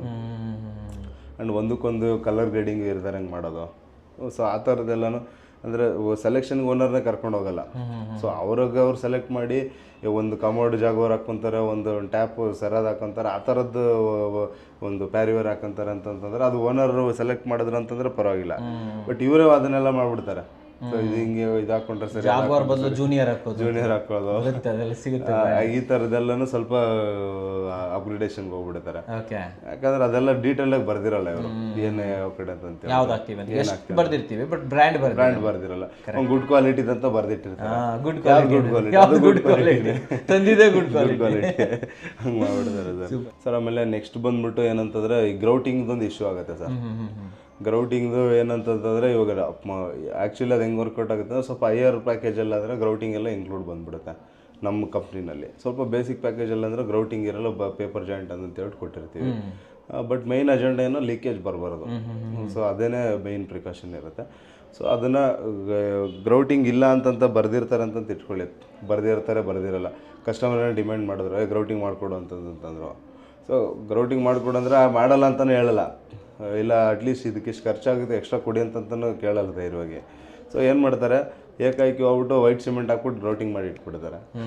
ಅದು ಜಾಸ್ತಿ ದಿನ ಬರೋದು. ಏನಪ್ಪ ಗ್ರೌಟಿಂಗ್ ಕೇಳಿದೆ, ಗ್ರೌಟಿಂಗ್ ಮಾಡಿದ್ದೀನಿ, ಒಂದು ವಾರಕ್ಕೆ ಒಂದು ವರ್ಷ ಚೆನ್ನಾಗಿರುತ್ತೆ, ಅದು ಆಮೇಲೆ ವೈಟ್ ಸಿಮೆಂಟ್. ಅಲ್ಲ ಅದಕ್ಕೆ ಏನು ಗ್ರೌಟಿಂಗ್ ಕಾಂಪೊನೆಂಟ್ ಯೂಸ್ ಮಾಡಿದ್ರು ಅದು ಪ್ರಾಪರ್ ಮೆಥಡಲ್ಲಿ ಯೂಸ್ ಮಾಡಿದೆ ನಾವು. ಅದಕ್ಕೆ ಎಷ್ಟು ಕ್ವಾಂಟಿಟಿ ಬೇಕಾಗುತ್ತೆ ಅಷ್ಟು ಯೂಸ್ ಮಾಡಿದ್ದೇನೆ, ಸ್ವಲ್ಪ ಹಾಕ್ಕೊಂಬಿಟ್ಟು ಮಾಡೋದು. ಆ್ಯಂಡ್ ಆಮೇಲೆ ವಾಟರ್ ಪ್ರೂಫ್ ಮಾಡ್ತಾ ಇರ್ತಾರೆ ಟಾಯ್ಲೆಟ್ಗೆ, ಅದಕ್ಕೆ ಆ ಡಬ್ಬದ ಮೇಲೇ ಬರ್ದಿರ್ತಾರೆ ಸ್ಪೆಸಿಫೈಯಾಗಿ ಎಷ್ಟಕ್ಕೆ ಏನೇನು ಯೂಸ್ ಮಾಡಬೇಕು, ಮೇಲ್ಗಡೆ ಮಡ್ಡಿ ಎಳೆಯೋದಕ್ಕೆ ಅದಕ್ಕೆಲ್ಲ. ಸೊ ಒಂದು ದೊಡ್ಡ ಟೆರೇಸ್ಗೆ 1 ಲೀಟ್ರ್ ತಂದುಬಿಡೋದು ಹೋಗಿ. ವಾಟರ್ ಪ್ರೂಫ್ ಹಾಕಿದ್ರಂಗೂ ಇದೆ, ಹಾಕಿಲ್ಲ 1 ಲೀಟ್ರ್ ತಂದಾಗ 10 ಲೀಟರ್ ಬೇಕಾಗುತ್ತೆ. ಅದು ಅದ್ರ ಮೇಲೇ ಬರ್ದಿರುತ್ತೆ. ಸೊ ಅದನ್ನು ಫಾಲೋ ಮಾಡ್ದೇನೆ ಹೋಗೋದು. ಈ ಚಿಕ್ಕದಾಗಿ ಕೂಡ್ಸೋಕೆ ಹೋಗೋದು ಸರ್, ಅಂದರೆ ವೇಸ್ಟ್ ಆಗದೆ ಇರಂಗೆ ಇದು ಮಾಡೋದು. ಸೊ ಇವೆಲ್ಲ ಏನಾಗುತ್ತೆ, ಅದು ಕ್ವಾಲಿಟಿ ಆಫ್ ಬಿಲ್ಡಿಂಗ್ ಹಾಳು ಮಾಡ್ತಾ ಹೋಗುತ್ತೆ. ಸೊ ಆಲ್ರೆಡಿ ಗ್ರೌಟಿಂಗ್ ಅಂತಂತ ರೆಡಿ ಮಾಡಿರ್ತೀವಿ. ಸೊ ಅದು ಇದೆಯೋ ಇಲ್ವೋ ಅದು ನಾವು ಮಾಡ್ತೀವಿ ಅಂತಂತಂದ್ರೆ ಅದು ಎಕ್ಸ್ಟ್ರಾ ದುಡ್ಡು ಇಸ್ಕೊಂಡು ಮಾಡಿದ್ರೆ ನಮ್ಮನೆ ಬರ, ಇಲ್ಲ ಎಕ್ಸ್ಟ್ರಾ ದುಡ್ಡು ಇಸ್ಕೊಂಡಿಲ್ಲ ಅಂತಂದ್ರೂ ನಾವು ನಮ್ಮದೇ ಥರ ನಾವು. ಬಟ್ ಗ್ರೌಟಿಂಗ್ ಮಾಡೋದನ್ನು ಪ್ರಾಪರಾಗಿ ಮಾಡ್ಬಿಡ್ಬೇಕು, ಅದನ್ನು ಮಿಸ್ಟೇಕ್ ಮಾಡಿಬಿಡ್ತಾರೆ. ಆಮೇಲೆ ಸರ್ ಇವಾಗ ಟೈಲಿಂಗಲ್ಲೂ ಅಷ್ಟೇ, ಟೈಲಿಂಗ್ ಮಾಡಬೇಕಾದ್ರೂ ಅಷ್ಟೇ, ಇವಾಗ ಹೆಂಗೆ ಮೋಲ್ಡ್ ಹಾಕ್ಬೇಕಾದ್ರೂ ಅಷ್ಟೇ ಸ್ವಲ್ಪ ಸಿಮೆಂಟ್ ಕಮ್ಮಿ ಹಾಕೋಂತಂದರೆ 20 ಬ್ಯಾಗ್ ಹೆಂಗೆ ಉಳಿತಲ್ಲ, ಟೈಲ್ಸಲ್ಲೂ ಕೂಡ ಅದೇ ಮೆಥಡ್ ಮಾಡಿಬಿಡ್ತಾರೆ. ಸೊ ಟೈಲ್ಸ್ ಕ್ಲೀನಾಗಿ ಅದು ಪೇಸ್ಟ್ ಮಾಡೋದೇನೆ ಇರೋದು, ಆಮೇಲೆ ಸಿಮೆಂಟ್ ವೇಸ್ಟ್ ಆಗದಿರಂಗೆ ಇದು ಮಾಡೋದು, ಆಮೇಲೆ ಏನು ರೇಷಿಯೋ ಕಮ್ಮಿ ಮಾಡಿಸ್ಬಿಡೋದು. ಇವಾಗ ಅದಕ್ಕೆ ಅದೊಂದು ಸ್ಟ್ಯಾಂಡರ್ಡ್ ರೇಷಿಯೋ ಇರುತ್ತೆ, ಅದನ್ನು ಫಾಲೋ ಮಾಡ್ದಂಗೆ ಹಂಗೆ ಮಾಡಿಬಿಡೋದು. ಸೊ ಇದೆಲ್ಲ ಏನಾಗುತ್ತೆ, ನಮಗೆ ಕ್ವಾಲಿಟಿ ಆಫ್ ದ ಬಿಲ್ಡಿಂಗ್ ಹಾಳಾಗುತ್ತೆ. ಆಮೇಲೆ ಅದು ಕಂಪ್ಲೀಟ್ ಫ್ಲೋರ್ ಟೈಲ್ಸ್ ಹಾಕ್ಬೇಕಂತಂದರೆ ಡೆಡ್ ಮ್ಯಾಟ್ರ್ ತೆಗಿದೇನೆ ಅದ್ರ ಮೇಲ್ಗಡೆನೇ ಟೈಲ್ಸ್ ಹಾಕೊಂಡು ಹೋಗೋದು. ಸೊ ಅದೇನಾಗುತ್ತೆ, ಅದು ಇವಾಗ ಏನು ಅನಿಸಿಲ್ಲ ಅಂದ್ರೆ ಆಮೇಲೆ ಮತ್ತೆ ಫ್ಯೂಚರಲ್ಲಿ ಅದು ತಲೆನೋವು ಹೋಗ್ಬಿಡುತ್ತೆ, ಆಮೇಲೆ ಸೌಂಡ್ ಬರೋಕ್ಕೆ ಸ್ಟಾರ್ಟ್ ಆಗುತ್ತೆ. ಡೆಡ್ ಮ್ಯಾಟ್ರ್ ಇಟ್ಟೆಲ್ಲ ಕ್ಲೀನ್ ಮಾಡಿದೇನೆ ಸ್ವಲ್ಪ ಸುಮ್ಮನೆ ಕಸ ಗುಡಿಸ್ಬಿಟ್ಟು ಹೆಂಗೋ ಅಲ್ಲಿ ಹೈಟಲ್ಲಿ ಇದೆ ಅಲ್ಲೆಲ್ಲ ಸ್ವಲ್ಪ ಸಿಮೆಂಟ್ ಹಾಕಬೇಕಾಗಿತ್ತು, ಅದ್ರ ಮೇಲ್ಗಡೆ ತೆಳ್ಳಗೆ ಮಡ್ಡಿ ಹೇಳ್ಕೊಂಡು ಟೈಲ್ಸ್ ಹಾಕೊಂಡ್ಬಂದು ಸಾಕು ಅಂತ ಬಿಟ್ಬಿಡೋದು. ಕ್ಲೀನ್ ಮಾಡಬೇಕು, ಕಂಪ್ಲೀಟಾಗಿ ಡೆಡ್ ಮ್ಯಾಟ್ರ್ ಎಲ್ಲ ತೆಗಿಬೇಕು ಸರ್. ತೆಗೆದು ಎಲ್ಲ ಕಂಪ್ಲೀಟಾಗಿ ತೆಗೆದು ಏನು ಆಮೇಲೆ 30 mm 40 mm ಮೇಲ್ಗಡೆ ಇದೆ ಅಂತಂದ್ರೆ ಅಲ್ಲೆಲ್ಲ ಸ್ಕ್ರಿಡ್ ಕಾಂಕ್ರೀಟಿಂಗ್ ಮಾಡಬೇಕು. ಮಾಡಬೇಕು. ಸೊ ಅದ್ಯಾವುದು ಫಾಲೋ ಮಾಡಲ್ಲ. ಸೊ ಸೀದಾ ಕೈಕಿ ಮಾಡ್ಕೊಂಡು ಇದು ಮಾಡ್ಕೊಂಡು ಹೋಗ್ಬಿಡ್ತಾರೆ. ಆ್ಯಂಡ್ ಟೈಲ್ಸ್ಗೆ ಯಾವಾಗಲೂ ನಾವು ಸ್ಟಾರ್ಟ್ ಮಾಡಬೇಕಾಗಿರೋದು ಒಂದು ಪ್ಯಾಸೇಜ್ ಏರಿಯಿಂದ ಲೆವೆಲ್ ತೊಗೊಂಡೋಗ್ಬೇಕು. ಅವ್ರು ಉಲ್ಟಾ ತೊಗೊಂಬಂದ್ಬಿಡೋದು ಬಿಕಾಸ್ ಆಫ್ ಮೆಟೀರಿಯಲ್ ಯೂಸ್ ಉಳ್ಸೋಣ ಅಂತ ಹೇಳ್ಬಿಟ್ಟು. ಸೊ ಇದೆಲ್ಲ ಏನಾಗುತ್ತೆ, ಬಿಲ್ಡಿಂಗಿಗೆ ಒಂದಲ್ಲ ಒಂದು ಕಡೆಯಿಂದ ಒಂದು ಹೊಡೆತ ಹೊಡ್ತಾ ಅಂತ ಹೇಳ್ತೀರಾ. ಆಮೇಲೆ ಸರ್ ನೆಕ್ಸ್ಟ್ ಬಂದ್ಬಿಟ್ಟು ಇವಾಗ ಪ್ಲಾಸ್ಟಿಂಗ್ ಥಿಕ್ನೆಸ್ ವೇರಿಯೇಷನ್ ಮಾಡೋದು ಸರ್. ಎಷ್ಟಿರ್ಬೇಕು ಅಂದರೆ ಸರ್ ಇವಾಗ ಅದು ಸ್ಟ್ಯಾಂಡರ್ಡ್ ಸೈಜಸ್ ಇದೆ. ಇವಾಗ ಒಳಗಡೆ ಎಲ್ಲ 10 mm ಇದೆ, ಮತ್ತು 10 mm ಬರಲ್ಲ ಅದು, ಯಾಕಂದ್ರೆ ನಮ್ದೆಲ್ಲ ಬ್ಲಾಕ್ಸ್ ಎಲ್ಲ ಸ್ವಲ್ಪ ಅಂಟಿಲೇಷನ್ ಇರುತ್ತೆ ಅಂತ 15 mm ಬರುತ್ತೆ. ಸೊ ಅದಕ್ಕೆ ಮಟೀರಿಯಲ್ ಯೂಸ್ ಮಾಡಿ ಉಳಿಸೋಣ ಅಂತ ಸ್ವಲ್ಪ ತೆಳ್ಳಗೆ ಮಾಡೋದು, ಇಲ್ಲ ತುಂಬ ತೀರಾ ದಪ್ಪಕ್ಕೆ ಮಾಡೋದು. ಅಲ್ಲಿ ಸೀಲಿಂಗಲ್ಲೂ ಕೂಡ ಅದೇ ಥರ ಮಾಡೋದು. ಕೆಲವರು ಮಾಡೋದೇ ಇಲ್ಲ ಸೀಲಿಂಗ್, ಅದನ್ನೆಲ್ಲ ಎಕ್ಸ್ಪೋಸ್ ಸೀಲಿಂಗ್ ಇಡ್ತೀವಿ ಅಂತ ಹೇಳ್ಬಿಟ್ಟು ಅದೊಂದು ಫಾಲ್ ಸೀಲಿಂಗ್ ಬಂದ್ಬಿಡುತ್ತೆ ಬಿಡಿ ಅಂತ ಅದು ಮಾಡ್ಕೊಟ್ಬಿಡೋದು, ಫಾಲ್ ಸೀಲಿಂಗ್ ಮಾಡ್ಕೊಟ್ಬಿಡೋದು. ಆ ಥರದ್ದೆಲ್ಲ ಪ್ಲ್ಯಾನ್ ಮಾಡ್ತಾರೆ. ಆಮೇಲೆ ಜಸ್ಟ್ ಬೇಸಿಕ್ಸ್ ಕಾಲಮ್ ಜಾಯಿಂಟ್ ಮೆಶ್ಗಳು ಹಾಕ್ದೇನೆ ಹೋಗೋದು, ಹಂಗೆ ಪ್ಲಾಸ್ಟಿಂಗ್ ಮಾಡಿಸ್ಬಿಡೋದು. ಆಮೇಲೆ ಪೈಪ್ಸ್ CPVC ಪೈಪ್ಸ್ PVC ಪೈಪ್ಸ್ಗಳಲ್ಲಿ ಯಾವುದೋ ಒಂದು ಇವಾಗ ಎಷ್ಟೊಂದು ಹೊಸ ಬ್ರ್ಯಾಂಡ್ಗಳಿರುತ್ತೆ. ಅಲ್ಲೇ ಏನೋ ಸೈಟಿಗೆ ಬಂದು ಅವರೆಲ್ಲ ಮಾರ್ಕೆಟಿಂಗ್ ಮಾಡ್ತಾ ಇರ್ತಾರೆ. ಸರ್ ಇದು ನಮ್ದು ಹಿಂಗಿದೆ ಹಂಗಿದೆ ಅಂತಂತ ಹೇಳ್ಬಿಟ್ಟು ಅದು ಹೆಂಗಿರುತ್ತೆ ಅಂದರೆ ಅದು ರೇಟ್ಸ್ ಬಂದ್ಬಿಟ್ಟು ಇವಾಗ ಎಕ್ಸಾಂಪಲ್ ಆಶೀರ್ವಾದ ಒಂದು ಪ್ರಾಡಕ್ಟ್ ಒಂದು 100 ರೂಪಾಯಿ ಇದೆ ಅಂತಂದರೆ ಔಟ್ಸೈಡ್ದು ಅದು ಎಷ್ಟಕ್ಕೆ ಬಂದಿರ್ತಾನೆ ಅಂತಂದ್ರೆ 50 ರೂಪಾಯಿಗೆ ಬಂದಿರ್ತಾನೆ. ಸೊ ಅವ್ರು ಓನರ್ ಏನು ಕೇಳೋದೇ ಇಲ್ಲ, ಅದು ಯಾಕಂದ್ರೆ ಬರ್ದಿರೋಲ್ಲ ಅಗ್ರಿಮೆಂಟಲ್ಲಿ, ಗುಡ್ ಕ್ವಾಲಿಟಿ ಅಷ್ಟೇ ಅಂತ ಸ್ಟ್ರೇಟಾಗಿ ಒಂದು ಹೊಸ ಬ್ರ್ಯಾಂಡ್ ತಂದುಬಿಡೋದು. ಹೊಸ ಇನೋವೇಷನ್ಸ್ ಇವ್ರ ಬಿಲ್ಡಿಂಗಲ್ಲೇ ಮಾಡೋದು, ಇಲ್ಲೇ ಮಾಡ್ಬಿಡೋದು. ಅದೆಲ್ಲ ಆಗೋಗ್ಬಿಡುತ್ತದೆ. ಅದಾದಮೇಲೆ ಸರ್ ಇನ್ನೊಂದೇನಂದ್ರೆ ಪೇಂಟಿಂಗಲ್ಲಿ ಏನು ಬರುತ್ತೆ ಅಂತಂದರೆ ಪೇಂಟಿಂಗಲ್ಲಿ ಯಾವ ಗ್ರೇಡ್ ಅಂತಂತ ಬರ್ದಿರಲ್ಲ. ಆಮೇಲೆ ಟೆಕ್ಸ್ಚರ್ ಪೇಂಟ್ ಎಲ್ಲಿ ಬರುತ್ತೆ, ಮತ್ತು ಅದಕ್ಕೆ ಎಷ್ಟು ಅಡಿಷನಲ್ ಕಾಸ್ಟ್ ಇರುತ್ತಾ ಇಲ್ವಾ ಏನೋ ಬರ್ದಿರಲ್ಲ. ಕೆಲಸ ತಗೋಬೇಕಾದ್ರೆ ಎಲ್ಲ ಮಾಡಿಬಿಡ್ತೀನಿ ಅಂತ ಅಂದ್ಬಿಡ್ತಾರೆ. ಸ್ವಲ್ಪ ಹೊರಗಡೆ ಎಲ್ಲ ಡಿಸೈನ್ ಪೇಂಟ್ ಓನರ್ಗೆ ಮೆನ್ಷನ್ ಮಾಡಿ ಹೇಳಕ್ಕೆ ಬರಲ್ಲ. ಏನೋ ಟೆಕ್ಸ್ಚರ್ ಪೇಂಟ್ ಮಾಡ್ಬೇಕು ನೀನು, ಒಳಗಡೆ ಎಲ್ಲ ರಾಯಲ್ ಪ್ಲೇ ಮಾಡ್ಬೇಕು ನೀನು, ಇಲ್ಲ ವಾಲ್ ಪೇಪರ್ ಹಾಕ್ಕೊಡ್ಬೇಕು ಅಂತ ಹೇಳಕ್ ಬಂದಿರಲ್ಲ. ಸ್ವಲ್ಪ ನೀಟಾಗಿ ಮಾಡ್ಕೊಡ್ಬೇಕಪ್ಪ, ಸ್ವಲ್ಪ ಹೈಲೈಟ್ ಮಾಡ್ಕೊಡ್ಬೇಕು ಹಂಗೆ ಅಂತ ಹೇಳಿರ್ತಾರೆ. ಎಲ್ಲ ಮಾಡ್ಬಿಡ್ತೀನಿ ಅಂತ ಹೇಳ್ಬಿಡ್ತಾರೆ. ಸೊ ಅದ್ರಲ್ಲಿ ಆ ಟೈಮಲ್ಲಿ ಬಂದಾಗ ಇಲ್ಲ ನನಗೆ ಅದಕ್ಕೆ ಎಕ್ಸ್ಟ್ರಾ ಇದಕ್ಕೆ ಎಕ್ಸ್ಟ್ರಾ ಅಂತ ಹೇಳ್ಬಿಟ್ಟು 1 to double ಕಾಸ್ಟ್ ಆಗೋಗ್ಬಿಡುತ್ತೆ. ಸೊ ಅದೊಂದು ಕ್ಲಾರಿಟಿ ಇಲ್ದಂಗೆ ಕೆಲಸ ಮಾಡೋದು. ಟೆಕ್ಸ್ಚರ್ ಪೇಂಟ್ ಅಟ್ಲೀಸ್ಟ್ 1-2 ವಾಲ್ಗಾರು ಬೇಕಾಗೆ 2 ವಾಲ್ಗೆ ಬೇಕಾಗುತ್ತೆ. ಅಟ್ಲೀಸ್ಟ್ ನಾವು ಕಾಂಪ್ಲಿಮೆಂಟ್ರಿನಾರ ಮಾಡ್ಕೊಡ್ತೀವಿ ಅಂತ ಓಪನ್ ಆಗಿ ಹೇಳ್ಬೇಕು. ಇಲ್ಲ ಮಾಡ್ಕೊಡಲ್ಲ ಅಂದ್ರೆ ನಾವು ಡೇ 1 ಮಾಡ್ಕೊಡಲ್ಲ, ನಮಗೆ ಇದು ಅಡಿಷನಲ್ ಕಾಸ್ಟ್ ಆಗುತ್ತೆ ಅಂತ ಹೇಳ್ಬಿಟ್ಟು ಅದನ್ನ ಮಾತಾಡ್ಬಿಟ್ಟು ತಗೋಬೇಕು. ಅದ ಕ್ಲಾರಿಟಿಗಳೆಲ್ಲ ಏನಾಗುತ್ತೆ ಅದು ಫುಲ್ ಕಿತ್ತಾಡಕ್ಕೆ ಸ್ಟಾರ್ಟ್ ಮಾಡ್ಬಿಡ್ತಾರೆ. ಇದು ಮಾಡ್ಕೊಡಲ್ಲ, ಸಪ್ರೇಟ್ ಆಗಿ ಪೇಮೆಂಟ್ ಮಾಡಿ ಅಂತ ಹೇಳೋದು. ಆಮೇಲೆ ಇವಾಗ ಓನರ್ದೇ ಒಂದು ಸ್ವಲ್ಪ ಕೆಲಸಗಳಿರುತ್ತೆ. ಅಂದರೆ ಸರ್ ಇವಾಗ ವಾಟರ್ ಅರೇಂಜ್ ಮಾಡೋದಿರ್ಬೋದು, ಮತ್ತು ಎಲೆಕ್ಟ್ರಿಕಲ್ ಮೀಟರ್ ಅರೇಂಜ್ ಮಾಡೋದಿರ್ಬೋದು, ಆಮೇಲೆ ಒಂದಷ್ಟು ಗೌರ್ಮೆಂಟ್ ವರ್ಕ್ಸ್ಗಳಿಗೆ ಅಂತ BBMP ವರ್ಕ್ ಇರ್ಬೋದು, ಓಡಾಡೋದೆಲ್ಲ ಇರುತ್ತೆ. ರೋಡ್ ಕಟಿಂಗು ಅಂಥವೆಲ್ಲ ಇರ್ತವೆ. ಅಂಥವಕ್ಕೆಲ್ಲ ಓನರ್ ಬೇಜಾನ್ ಇದು ಮಾಡ್ತಾ ಇದ್ದಾರೆ. ಅವ್ರಿಗೆಲ್ಲ ನಾನು ಇದು ಸಪೋರ್ಟ್ ಮಾಡಲ್ಲ, ಎಲ್ಲರೂ ಮಾಡ್ಕೊಂಬನ್ನಿ ಅಂತ ದುಡ್ಡು ಅವ್ರಿಗೆ. ಅಂದರೆ ನಮ್ಗೆ ಯಾಕೆ ಅವ್ರ ಕೆಲಸ ಅಲ್ಲ ಅದು, ಮನೆ ಕಟ್ಟೋದು ಮಾತ್ರ ನನ್ನ ಕೆಲಸ. ಅದೆಲ್ಲ ನೀವೇ ನಮ್ಮ ಪ್ಲಂಬರ್ಗೂ ಹೇಳ್ಬಿಡೋದು ಮಾಡಬೇಡ ನೀನು ಅಂತ ಅನ್ನೋದು. ನೀವೆಲ್ಲ ಸಪೋರ್ಟ್ ಮಾಡ್ತೀರಾ ಸರ್? ಅಲ್ಲ ನಾವೆಲ್ಲ ಮಾಡಲೇಬೇಕು ಸರ್. ನಮ್ಮ ಓನರ್ಸ್ ಎಲ್ಲ ಡಿಫ್ರೆಂಟ್ ಆಗಿರ್ತಾರೆ. ಅವ್ರಿಗೆಲ್ಲ ಆಲ್ಮೋಸ್ಟ್ ನಾವು ವಿಡಿಯೋಸ್ ಎಲ್ಲ ನೋಡ್ಕೊಂಡೇ ಬಂದಿರ್ತಾರೆ. ಸೊ ಅವರೆಲ್ಲ ಎಜುಕೇಟ್ ಆಗಿರ್ತಾರೆ. ಟೈಮ್ ಇರೋದಿಲ್ಲ ಆಲ್ಮೋಸ್ಟ್, ಎಲ್ಲ ಟೈಮ್ ಇರಲ್ಲ ಅಂತ ಕೊಟ್ಟಿರ್ತಾರೆ. ಬಟ್ ಏನು ಅಡಿಷನಲ್ ಕಾಸ್ಟ್ ಆಗುತ್ತೆ ಅದು ಕೊಡೋಕೆ ಎಲ್ಲ ರೆಡಿ ಇರ್ತಾರೆ. ಬಟ್ ಏನೋ ಒಂದು ಕೇಳಿದ್ರೆ ಡಿಸ್ಕೌಂಟ್ ಕೇಳ್ತಾರೆ. ಅದರಲ್ಲಿ 10 ರೂಪಾಯಿ ಹೇಳಿದ್ರೆ ಯಾರು ಇರಲಿ ಅದನ್ನೇ 8 ರೂಪಾಯಿಗೆ ಮಾಡಪ್ಪ ಅಂತಂದು ಕೇಳ್ತಾರೆ. ಸೊ ಅದನ್ನು ಇವರು ಇಲ್ಲ ಮಾಡೋದೇ ಇಲ್ಲ ನಾವು. ಆಮೇಲೆ ನಮ್ಮ ವರ್ಕರ್ಸ್ಗೂ ಮಾಡಿಬಿಡ್ರಿ ಅಂತ ಹೇಳ್ಬಿಡೋದು. ಅದು ಅವ್ರ ಕೆಲಸ, ನೀವು ಯಾರು ಅದಕ್ಕೆ ಹೋಗ್ಬಿಡ್ರಿ ಅಂತ ಹೇಳ್ಬಿಡೋದು. ಸೊ ಅದೇನಾಗುತ್ತೆ, ನಾವು ಮಾಡಿದ್ರೆ ಈಸಿಯಾಗಿ ಆಗೋದಂಥದ್ದು ಇರುತ್ತೆ. ಸೊ ಓನರೇ ಮಾಡಬೇಕಂದ್ರೆ ಅದಕ್ಕೆ ನಾವು ಹಾಕೋದಕ್ಕೆ 10 ಪಟ್ಟು ಎಫರ್ಟ್ ಹಾಕಬೇಕಾಗುತ್ತೆ. ಸೊ ಅಲ್ಲಿ BBMPಗೆ ಹೋಗಬೇಕು, ಫೈಲ್ ತರಬೇಕು, ಮಾಡಬೇಕು, ಎಲ್ಲ ತುಂಬ ಡ್ರಾಬ್ಯಾಕ್ ಆಗೋಗ್ಬಿಡುತ್ತೆ. ಸೊ ಹಂಗಾಗಿ ಅದೆಲ್ಲ ಸಪೋರ್ಟ್ಸ್ನ ಮಾಡದೇ ಬಿಟ್ಬಿಡೋದು. ಅದರಿಂದ ಲಾರ್ಜ್ ಅವ್ರಿಗೆ ಅಮೌಂಟ್ ವೇಸ್ಟ್ ಆಗುತ್ತೆ ಅನ್ನೋದಕ್ಕಿಂತ ಟೈಮ್ ವೇಸ್ಟ್ ತುಂಬ ಗೊತ್ತಿರೋದಿಲ್ಲ. ಮೇಜರ್ ಡ್ರಾಬ್ಯಾಕ್ ಏನಂದ್ರೆ ಸರ್ ಇವಾಗ ಸಣ್ಣ ಪುಟ್ಟದ ಕಾಂಟ್ರಾಕ್ಟರ್ ಕೊಟ್ಟಿದ್ದೀವಿ ಅಂತ ಇಟ್ಕೊಳ್ಳಿಲ್ಲ, ದೊಡ್ಡ ಕಾಂಟ್ರಾಕ್ಟರ್ಗೆ ಕೊಟ್ಟಿದ್ದೀವಿ ಅಂತ ಹೇಳಿದ್ರೆ, ಸೊ ಏನಾರು ಒಂದು ಲೇಬರ್ ಇನ್ಸಿಡೆಂಟ್ ಆಯಿತು, ಲೇಬರ್ಗೆ ಸೇಫ್ಟಿ ಆಗೋದು ಇಲ್ಲಿ ಅಂದರೆ ಈಗ ಹೈ ರೈಸ್ಗೆ ಹೋಗ್ತಾ ಇದೀವಿ ಅಂತಂತಂದರೆ ಸೊ ಅದನ್ನೇನು ತಲೆ ಕೆಡಿಸ್ಕೊಳ್ಳೋದಂಗೆ ಇರೋದು, ಸೇಫ್ಟಿ ಬೆಲ್ಟ್ ಹಾಕೊಳ್ಳೋದೇನೆ ಇರೋದು. ನಮ್ಮ ಸೈಟಲ್ಲೂ ಕೂಡ ಸಾಕಷ್ಟು ಸತಿ ಆಗಿದೆ ಸರ್. ಅಂದರೆ ಸೇಫ್ಟಿ ಬೆಲ್ಟ್ ಹಾಕೊಳ್ಳೋದೇನೋ 1 ಫ್ಲೋರ್ ಕೆಳಗಡೆ ಬಿದ್ದೋಗ್ಬಿಡ್ತಾರೆ. ಅವ್ರಿಗೆ ಎಷ್ಟು ಹೇಳಿದ್ರೆ ಕೇಳಲ್ಲ. ಬಟ್ ಆ ಟೈಮಲ್ಲಿ ನಾವೇನಂದ್ರೆ ಕಾಂಟ್ರಾಕ್ಟರ್ಸ್ ಆದವರು ನಾವು ಅದನ್ನು ರೆಸ್ಪಾನ್ಸ್ ತೊಗೊಂಡು ಅದನ್ನು ಅಟೆಂಡ್ ಮಾಡಬೇಕು. ಅವ್ರದ್ದು ಏನಿರುತ್ತೆ ಅದನ್ನೆಲ್ಲ ಇನ್ಸೂರೆನ್ಸ್ ಮಾಡ್ಕೋಬೇಕು. ನಮ್ಮದ್ರಲ್ಲೆಲ್ಲ ಏನಂದರೆ ಕಂಪ್ನಿಗಳೆಲ್ಲ ಅಂತಂದರೆ ನಾವು ಅವ್ರಿಗೆ ಅಮೌಂಟ್ ಕಟ್ ಮಾಡಿ ನಾವೇ ಇನ್ಸೂರೆನ್ಸ್ ಮಾಡ್ಕೊಟ್ಬಿಟ್ಟಿರ್ತೀವಿ ನೀವೇ ಮಾಡಿರ್ತೀವಿ ಅವರಿಗೆ ಮೇಸ್ತ್ರಿಗಳಿಗೆಲ್ಲ. ಇಲ್ಲ ಅಂತಂದರೆ ಅವ್ರಿಗೆ ಸ್ವಲ್ಪ ಇನ್ನೂ ಹೊಸಬ್ರು ಇದ್ದಾರೆ ಅಂದರೆ ನಾವು ಅಗ್ರಿಮೆಂಟಲ್ಲೇ ಬರೆದು ಬಿಟ್ಟಿರ್ತೀವಿ, ನೋಡಪ್ಪ you are also taking on contract, ನೀನು ನಿನ್ನ ಲೇಬರ್ದು ಏನಿದ್ರು ನೀನೇ ನೋಡ್ಕೋಬೇಕು ಅಂತೇಳಿ ಬರೆದು ಕೊಟ್ಬಿಟ್ಟಿರ್ತೀವಿ. ಸೊ ಅಲ್ಲಿ ಏನಾಗುತ್ತೆ, ಜಾಸ್ತಿ ಓನರ್ಗೆ ತಗೊಳೋವಾಗಲ್ಲ. ಡೆಫಿನೆಟ್ಲಿ ಏನೋ ಒಂದು ಇನ್ಸಿಡೆಂಟ್ ಆಗಿದೆ ಅಂತಂದರೆ ಎಲ್ಲರೂ ಅದಕ್ಕೊಂದು ಸಪೋರ್ಟ್ ಮಾಡೇ ಮಾಡ್ತಾರೆ. ಓನರ್ಗೂ ಏನೋ ಒಬ್ಬ ಒಂದು ಏಟ್ ಆಗಿದೆ ಅಂತಂದರೆ ಹೆಚ್ಚಿಗೆ ಒಂದು 2 ಲಕ್ಷ ಖರ್ಚು ಮಾಡಿ ತಗೊಳಕ್ಕೆ ಒಂದು 20,000 ಅಂತಂತ ಕೊಡ್ಬೋದು, ಕಾಂಟ್ರಾಕ್ಟರ್ ಒಂದು 20,000 ಕೊಡ್ಬೋದು, ಮೇಸ್ತ್ರಿ ಒಂದು 20,000 ಕೊಡ್ಬೋದು. ಸೊ ಅದೆಲ್ಲ ಎಸ್ಕೇಪ್ ಆಗಿ ಓನರ್ ತಲೆಗೆ ಬಂದ್ಬಿಡುತ್ತೆ ಅಂದರೆ ಅದು ಎಲ್ಲ ಅವರೇ ಮಾಡಬೇಕಾಗುತ್ತೆ. ಅವಾಗ ಆ ಥರದೆಲ್ಲ ಇನ್ಸಿಡೆಂಟ್ಸ್ ಬಂದ್ಬಿಡುತ್ತೆ. ಸೊ ಅವಾಗ ಅದೆಲ್ಲ ಸೀದಾ ಓನರ್ಗೆ ಅಂತಂದಿದ ತಕ್ಷಣ ಆಮೇಲೆ ಎಲ್ಲರಿಗೂ ನೋಡೋರಿಗೆಲ್ಲ ಕಾಣಿಸೋದೇ ಓನರ್ ಒಬ್ಬರೇ. ಸೊ ಓನರ್ ಮನೆಗೆ ಮಾಡ್ತಾ ಇದ್ದಾರೆ, ಬಿಲ್ಡಿಂಗ್ ಓನರು ಅಂದರೆ ಬಿಲ್ಡಿಂಗ್ ಓನರೇ ಬೇರೆ ಮಾಡ್ಬೇಕಂತ ಅನ್ನೋದು. ಸೊ ಇದೆಲ್ಲ ಸ್ವಲ್ಪ ಡ್ರಾಬ್ಯಾಕ್ಸ್ಗಳು ತುಂಬ ಬರುತ್ತೆ ಸರ್. ಏನಂದರೆ ಒಂದು ಸಿಸ್ಟಮೆಟಿಕ್ಕಾಗಿ ಮಾಡಲ್ಲ ಅಂತಂದ್ರೆ.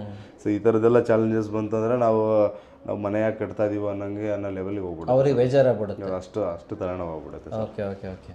ಆಮೇಲೆ ಸರ್ ಇವಾಗ ವುಡ್ಡೂ ಅಷ್ಟೇ, ಈ ವುಡ್ಡಲ್ಲಿ ಯಾವ ಗ್ರೇಡು ಏನಂತಂತ ಮೆನ್ಷನ್ ಮಾಡಲ್ಲ, ಯಾವ ಕ್ವಾಲಿಟಿದನ್ನು ಯೂಸ್ ಮಾಡ್ತೀವಿ ಅಂತೇಳ್ಬಿಟ್ಟು ಮೆನ್ಷನ್ ಮಾಡಲ್ಲ, ಮತ್ತು ಎಷ್ಟು ಸೈಜು ವೇರಿಯೇಷನ್ಸ್ ಏನೋ, ಇವಾಗ 6x4 ಸೈಜ್ ಕೊಡ್ತೀವಲ್ಲ, 5x3 ಸೈಜ್ ಕೊಡ್ತೀವಲ್ಲ, ಬಜೆಟಾಗಿ ಕೊಡ್ತೀವಿ ಓನರ್ಗೆ, ಸೆಕ್ಷನ್ ಎಷ್ಟು ದಪ್ಪ ಬರುತ್ತೆ ಅಂತ. ಅದೇ ಸರ್, ಅದು ಯಾವುದನ್ನು ಡೀಟೇಲ್ಸ್ ಕೊಡಲ್ಲ, ಸುಮ್ಮನೆ ಒಂದೇನೋ ಟೀಕ್ ವುಡ್ ಅಂತಂತ ಕೊಡೋದು. ಟೀಕಲ್ಲಿ ಎಷ್ಟೊಂದು ವೆರೈಟಿ, ಟೀಕಲ್ಲಿ ಎಷ್ಟೊಂದು ಆಫ್ರಿಕನ್ ಟೀಕ್ ಇದೆ, ನಾರ್ಮಲ್ ಟೀಕ್ ಇದೆ, ಮತ್ತೆ ಸೆಕೆಂಡ್ ಟೀಕ್ ಇದೆ, ಎಲ್ಲ ಇದೆ. ಸೊ ನಾನು ಟೀಕ್ ಅಂತ ಹೇಳಿದೀನಿ, ಟೀಕ್ ಇದೆ ಅದ ಕೊಡ್ತೀನಿ ಅಂತ ಹೇಳೋದು. ಯಾವಾಗ ಬಜೆಟ್ ಮೆನ್ಷನ್ ಮಾಡಲಿಲ್ಲ, ಇಷ್ಟು ಅಮೌಂಟ್ ಅಂತ ಮೆನ್ಷನ್ ಮಾಡಲಿಲ್ಲ ಅಂತಂತಂದ್ರೆ, ಸೊ ಇದೆಲ್ಲ ಏನಂತಂದ್ರೆ ಲಾಟ್ ಆಫ್ ಡ್ರಾಬ್ಯಾಕ್ಸ್ ಕನ್ಸ್ಟ್ರಕ್ಷನ್ ಬರುತ್ತೆ ಸರ್. ಆಮೇಲೆ ನನ್ನ ಕಡೆಯಿಂದ ಒಂದು ಸಜೆಷನ್ ಏನಂತಂದರೆ, ಇದೆಲ್ಲ ಕಾಂಟ್ರಾಕ್ಟರ್ ತಲೆನೋವು ಕೂಡ ಆಗಿರುತ್ತೆ. ಅದ್ರ ಜೊತೆ ನಾನು ಓನರ್ಗಳಿಗೆ ಏನಂತೀನಿ ಅಂತಂತಂದರೆ ಸರ್, ಏನು ಹೇಳೋಕ್ಕೆ ಒಂದು ಅಡ್ವೈಸ್ ಮಾಡೋಕ್ಕೆ ಏನು ಇಷ್ಟಪಡ್ತೀನಿ ಅಂತಂದರೆ, ಒಂದು ನಾಮಿನಲ್ ಎಷ್ಟೊಂದು ಕಡೆ ಓನರ್ಗಳು ಉಲ್ಟಾ ಮಾಡಿಬಿಡ್ತಾರೆ. ಅಂದರೆ ಅವ್ರಿಗೂ ಗೊತ್ತಾಗ್ತಾ ಇರುತ್ತೆ ಇವ್ನು ಗ್ಲಾಸ್ ಆಗ್ತಾಯಿದೆ, ಇದರಲ್ಲಿ ಏನೋ ₹1 ಬರ್ತಾ ಇಲ್ಲ ಅಂತಂತ ಗೊತ್ತಾಗ್ತಾ ಇರುತ್ತೆ. ಬಟ್ ಸ್ಟಿಲ್ ಅವನಿಗೆ ಇನ್ನೂ ಪ್ರೆಷರ್ ಮಾಡ್ತಾ ಇರ್ತಾರೆ, ಅದು ಮಾಡಿ ಎಕ್ಸ್ಟ್ರಾ, ಇದು ಮಾಡಿ ಎಕ್ಸ್ಟ್ರಾ, ಅಲ್ಲಿ ಕೂತ್ಕೊಳ್ಳೋಕೆ ಒಂದು ಟೇಬಲ್ ಹಾಕು, ಒಂದು ಇದಾಕು ಅಂತ ಹೇಳ್ಬಿಟ್ಟು ಸ್ವಲ್ಪ ಡಾಮಿನೇಟ್ ಇರೋರು. ಸೊ ಹಂಗೆ ಮಾಡಿದಾಗ ಏನಾಗುತ್ತೆ, ಅವರು ಇವರೊಬ್ರು ಯಾರೋ ಒಬ್ರು ಮಾಡಿದ್ದಾರೆ ಅಂತಂದ್ರೆ ಅದನ್ನು ತೊಗೊಂಡೋಗಿ ಇನ್ನೊಂದು ಎಲ್ಲ ಕಡೆನೂ ಅದನ್ನೆಲ್ಲ ಹುಷಾರಾಗ್ಬಿಡ್ತಾರೆ.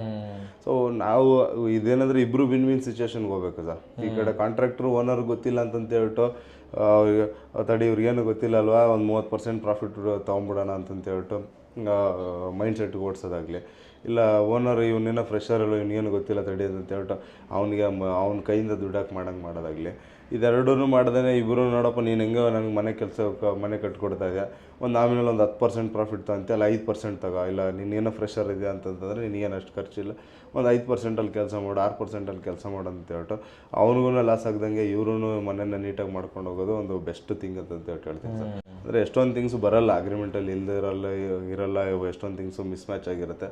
ಬಟ್ ಇಬ್ಬರೂ ಅಂಡರ್ಸ್ಟ್ಯಾಂಡಿಂಗಲ್ಲಿ ಮಾಡ್ಕೊಂಡು ಹೋಗ್ಬೇಕು. ಸೊ ಇಲ್ಲ ಅಂದರೆ ಏನಾಗುತ್ತೆ, ಅದು ಇಬ್ಬರು ನಾನು ಗ್ರೇಟಾ ನೀನು ಗ್ರೇಟಾ ಅಂದ್ಕೊಂಡು ಹೋದ್ವಿ ಅಂತಂತಂದರೆ ಅದು ಡೆಫಿನೆಟ್ಲಿ ಡಿಸ್ಪ್ಯೂಟಿಗೆ ಬಂದ್ಬಿಡುತ್ತೆ. ಸೊ ಇದನ್ನು ನಾವು ಮೇಜರಾಗಿ ಫಾಲೋ ಮಾಡ್ಕೊಂಡು ಹೋಗ್ಬೇಕು ಸರ್. ಅಂದರೆ 2024 ಆಗಿರೋ ಎಕ್ಸಾಂಪಲ್ಸು, ಅದ್ರ ಹಿಂದೆ ಆಗಿರೋ ಎಕ್ಸಾಂಪಲ್ಸ್ ಎಲ್ಲ ನೋಡಿದ್ರೆ, ಸೊ ಈ ವರ್ಷಕ್ಕೆ ಆಲ್ಮೋಸ್ಟ್ ಅದೆಲ್ಲ ಇನ್ನೂ ಸ್ಕ್ರೂಟ್ನಿಂಗ್ ಆಗುತ್ತೆ ಅಂತ ಕಮ್ಮಿ ಆಗ್ತಾ ಇದೆ, ಜನರು ಎಜುಕೇಟೆಡ್ ಆಗ್ತಾ ಇದ್ದಾರೆ, ತಿಳ್ಕೊತಾ ಇದ್ದಾರೆ. ನಾವು ಕೂಡ ವಿಡಿಯೋ ಮಾಡ್ತಾ ಇರ್ತೀವಿ, ನಿಮ್ಗೆ ಎಜುಕೇಟ್ ಮಾಡ್ತಾ ಇರ್ತೀವಿ. ಜಸ್ಟ್ ಚಾನಲ್ ಸಬ್ಸ್ಕ್ರೈಬ್ ಮಾಡಿ, ವಿಡಿಯೋ ಶೇರ್ ಮಾಡೋದನ್ನು ಮರಿಬೇಡಿ. ಬಟ್ ಇವೆಲ್ಲ ಆಗಬಾರ್ದು ಗುರು, ಕ್ಲಿಯರ್ ಆ್ಯಂಡ್ ಕಟ್ಟಾಗಿರಬೇಕು, ಟ್ರಾನ್ಸ್ಪರೆನ್ಸಿ ಇರಬೇಕು, ಆ್ಯಂಡ್ ಒಳ್ಳೆ ರೀತಿಯಲ್ಲಿ ಮನೆ ಮುಗಿಬೇಕು ಅಂತ ಇದ್ದರೆ ಡೆಫಿನೆಟ್ಲಿ ನೀವು RCC ಅವ್ರನ್ನ ಕಾಂಟ್ಯಾಕ್ಟ್ ಮಾಡ್ಬೋದು. ಬೆಸ್ಟ್ ಪ್ರೈಸಲ್ಲಿ ಮಾಡಿಕೊಡ್ತಾರೆ, ಸರಿಯಾದ ರೀತಿಯಲ್ಲಿ ಮಾಡಿಕೊಡ್ತಾರೆ, ಕ್ವಾಲಿಟಿ ಕನ್ಸ್ಟ್ರಕ್ಷನ್ಸ್ ಅಂತೂ ಕೊಡ್ತಾರೆ. ಸೊ ನಿಮ್ಮ ಕಡೆಯಿಂದ ಜನರಿಗೆ ಏನು ಹೇಳೋಕ್ಕೆ ಇಷ್ಟಪಡ್ತೀರಾ? ಇವುಗಳನ್ನೆಲ್ಲ ಇಂಪ್ಲಿಮೆಂಟ್ ನೀವು ಮಾಡ್ಕೊತೀರಾ ಸರ್? ಇದೆಲ್ಲ ನಮ್ಮದ್ರಲ್ಲಿ ಆಲ್ರೆಡಿ ಇಂಪ್ಲಿಮೆಂಟ್ ಆಗೋಗಿದೆ. ಅಂದರೆ ನಾವು ಅಂದರೆ ನೋಡಿ ಸರ್, ನಾವೇನು ಮಾರ್ಕೆಟಲ್ಲಿ ನಾವು ಕೈಯಿಂದ ಹಾಕೇನು ಮಾಡಲ್ಲ.